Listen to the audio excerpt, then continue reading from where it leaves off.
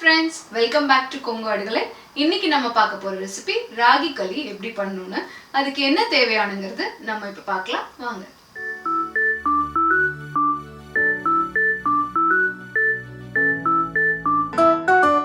இந்த ராகி களி பண்றதுக்குங்க 1 கப் அளவு ராகி மாவு எடுத்துக்கோங்க. 1.5 கப் அளவு தண்ணி எடுத்துக்கோங்க. ஒரு 2 டேபிள் ஸ்பூன் அளவு நீங்க கோதுமை ரவை எடுத்துக்கலாம். சப்போஸ் ரவை இல்லை அப்படின்னா அரிசியை ஒரு பல்ஸ் பண்ணி குரணையா எடுத்து வச்சுக்கோங்க. 1.5 டேபிள் ஸ்பூன். இது எதுக்கு யூஸ் பண்ணுறோன்னா, இந்த களி வந்து வெறும் ராகியில் பண்ணிங்கன்னா ரொம்ப உங்களுக்கு ஒட்டின மாதிரி இருக்கும். இது சேர்த்திங்கன்னா டேஸ்ட்டும் நல்லாயிருக்கும். உங்களுக்கு வந்து அந்த ரொம்ப ஒட்டின மாதிரி ஃபீல் ஆகாது. களி பிடிக்காதவங்களுக்கு கூட களி பிடிக்குங்க. அடுத்து இது எப்படி பண்ணலான்னு நான் உங்களுக்கு சொல்கிறேன் வாங்க. ஒரு அடி கனமான பாத்திரம் எடுத்துக்கோங்க. அதில் அந்த 1.5 கப் தண்ணி ஊற்றி நல்லா அது கொதி வரணுங்க. அது வரைக்கும் விட்டுருங்க. தண்ணி நல்லா சூடாயிடுச்சுங்க. இப்போது நான் எடுத்துருக்க இந்த கொஞ்சமான ரவை போட்டு இது நல்லா வேகிற வரைக்கும் விட்டுருங்க. இப்போது இந்த ரவை பார்த்திங்கன்னா நல்லா வெந்துருச்சு. இதை நீங்கள் வந்து கையில் எடுத்து நல்லா மசிச்சு பார்த்திங்கன்னா நல்லா மசியணும். இந்த ஸ்டேஜில் நீங்கள் இப்போ இந்த ராகி மாவை சேர்த்துக்கலாம்.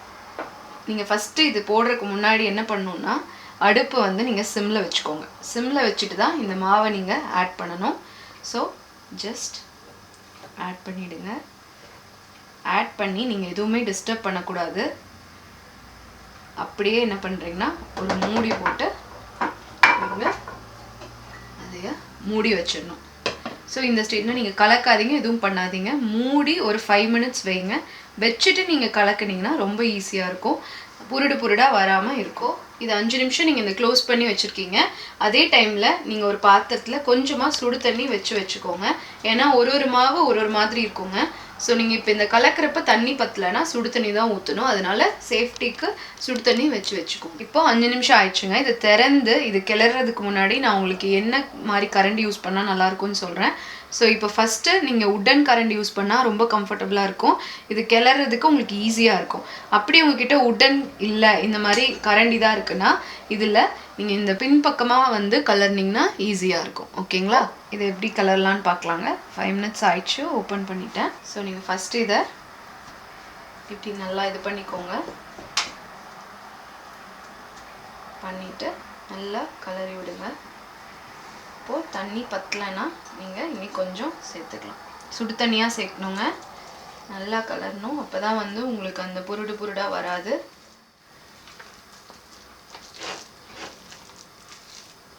இப்போது இதை நல்லா இப்படி கலரியாச்சுங்க. தண்ணி பத்தலைன்னா ஊற்றி கலரிக்கோங்க. ஸோ இதுக்கப்புறம் இதை வந்து நம்ம மூடி வச்சிடணும். மூடி வச்சு கொஞ்ச நேரம் உங்களுக்கு வேகல் கூடணும். இந்த மாவு வந்து பச்சையாக இருக்குதுல்ல, ஒரு 10 மினிட்ஸ் இந்த மாதிரி மூடி வச்சுடுங்க. இந்த மாதிரி நல்லா கலர்னாதாங்க புருடு கட்டாது. ஸோ நல்லா ஃபஸ்ட்டு கலரி விட்டுட்டு மூடி வச்சுக்கோங்க. சிம்மில் வைங்க அடுப்பை. இப்போது இது ரெடி ஆயிடுச்சுங்க. இதை நீங்கள் நல்லா கிளறி விட்டுருங்க. இப்போ நல்லா கிளறிட்டு இது எப்படி வெந்துருச்சுன்னு தெரிஞ்சுக்கலாம்னா, நீங்கள் ஃபஸ்ட்டு மாவு போட்டு வெந்தோன்னு பார்த்தீங்கன்னா ஒரு லைட் பிங்க் கலராக இருந்திருக்கும். இப்போ நீங்கள் பாருங்கள், இது கொஞ்சம் டார்க் கலரில் வந்துருச்சு. இப்போ இது நல்லா வெந்துருச்சுன்னு அர்த்தங்க. இப்போ நீங்கள் இதை இறக்கி வச்சிடலாம். இப்போ இந்த களி எப்படி உருண்டை பிடிக்கிறதுன்னு நான் உங்களுக்கு காட்டுறேன். இப்போது ஒரு கப்பில் தண்ணி எடுத்துக்கோங்க. உருண்டை பிடிக்கிறதுக்கு ஃபஸ்ட்டு கையில் நனைச்சிக்கோங்க. நனைச்சிட்டு கொஞ்சமாக இப்போ நீங்கள் கிண்டினதில் எடுத்துக்கோங்க. இப்போது இதை நல்லா இப்படி உருட்டிக்கோங்க.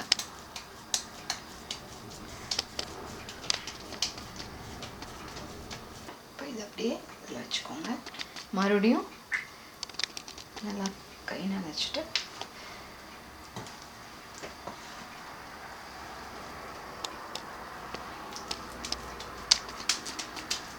அவ்வளோதாங்க. இந்த மாதிரி எல்லாத்தையும் நீங்கள் உருண்டை பிடிச்சி வச்சுக்கோங்க. இப்போது இந்த ராகி களி ரெடி ஆயிடுச்சுங்க. இந்த களிக்கு இன்றைக்கி நான் மஷ்ரூம் கிரேவி பண்ணியிருக்கேங்க. இது கூட இது காம்பினேஷன் ரொம்ப நல்லா இருக்குங்க. நீங்கள் வேறு ஏதாவது அரைச்ச குழம்பு இதுக்கு ட்ரை பண்ணலாம். கண்டிப்பாக நல்லாயிருக்குங்க. டிப் ஆஃப் த டேங்க, இந்த ராகி களி நான் பார்த்தீங்கன்னா இன்ஸ்டன்ட் மாவு கிடச்சனால அதை வச்சு பண்ணியிருக்கேன். ஆனால் இது இன்னும் டேஸ்டியாக இருக்கணும், ரொம்ப நல்லா வரணும்னா நீங்கள் ஃப்ரெஷ்ஷாக ராகி வாங்கி அதை அரைக்க கொடுத்து அதில் நீங்கள் செஞ்சீங்கன்னா இன்னும் நல்லா டேஸ்டியாக இருக்குங்க. அது போக ராகி அடிக்கடி சேர்த்துக்கிட்டா ரொம்ப நல்லதுங்க.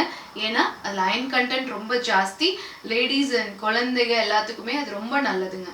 இந்த ராகி களி ரெசிபி உங்களுக்கு ரொம்ப பிடிச்சிருக்குன்னு நினைக்கிறேன். இதை கண்டிப்பாக ட்ரை பண்ணி பார்த்துட்டு கமெண்ட்ல என் கூட ஷேர் பண்ணிக்கோங்க.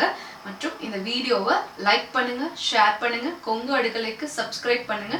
கொங்கு அடுக்கலையை ஃபேஸ்புக் அண்ட் இன்ஸ்டாகிராமில் கண்டிப்பாக ஃபாலோ பண்ணுங்க.